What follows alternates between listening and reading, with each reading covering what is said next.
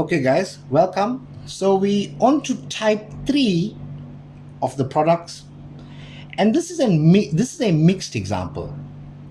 What do I mean by a mixed example? If you look at this example, it's a combination of a square of a binomial and FOIL. Can you see that? So there's a very important part I'd like to cover with this question, and that has to deal with a negative sign. So I want you guys to watch carefully how we treat a negative sign outside a bracket. Always remember that a negative sign outside a bracket is very dangerous, because a negative sign outside a bracket will change all the signs inside the bracket. So first, let's open up this 3x minus 2y all squared with the square of the binomial. Let's quickly do it using the 3-dot technique. So let's square the first term.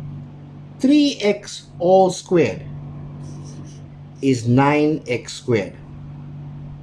Then for the middle term, I follow the 3 dots.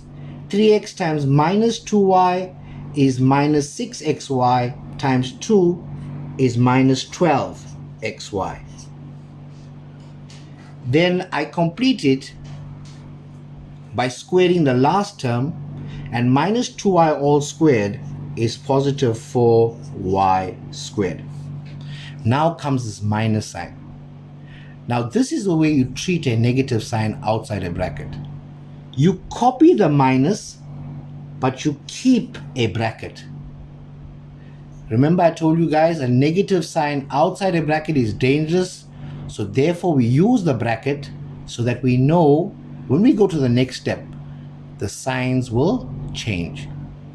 So let's conduct our FOIL and open out this bracket. From these two brackets, I will now get 1. So let's go for the first. 2x times 2x is 4x squared. 2x times negative 3y is minus 6xy. Let's go for the inner, negative y times 2x, and that will give me minus 2xy. And then finally, let's go for the last. Negative y times negative 3y will give me positive 3y squared, and I close the bracket. Okay. Sorry guys, it came out a little bit untidy, but we'll clear it up when we move to the next step. So there's nothing happening over here, so I copy it in the first 3 terms. I copy the 9x squared minus 12xy plus 4y squared. Still, I keep that minus and I keep a bracket. Always remember this here. Brackets are like your house. First, you must sort out everything in the brackets first. Brackets are like your home. We famously say it like this here. First, you sort out problems in your own house. Then you talk about people in their house. Can you see that? So maths has to do with life too. So I neaten up everything in the bracket. Because there's like terms there, I can add them. Minus 6xy minus 2xy is minus 8xy. And I'm left with a plus 3y squared. Now that everything in the bracket is neat and tidy, watch what I do. So nothing's happening to the first 3 terms. I still copy them. But now I take the minus and I use distributive law and distribute it to each term inside of the bracket. And watch what I get. See what happens when a negative is multiplied everything. All the signs in the bracket change. Watch this. Minus times positive 4x squared is minus 4x squared. See the positive change to negative. Watch this. Negative times minus 8xy is plus 8xy.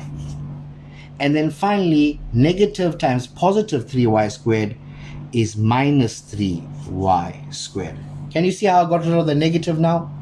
Now all the brackets are opened, everything is in this format. Now I go look for my like terms. So watch here. I got the 9x squared minus 4x squared. 9x squared minus 4x squared is 5x squared. Minus 12xy plus 8xy will give me minus 4xy. How am I getting those answers? I'm using my integers. You must know your integers when you're working with products. And then finally, 4y squared minus 3y squared. 4y squared minus 3y squared is plus 1y squared. I can just write it as y squared. Okay guys, and that is how we treat a mixed example. The key concept here is a negative sign outside the bracket. Be very, very careful.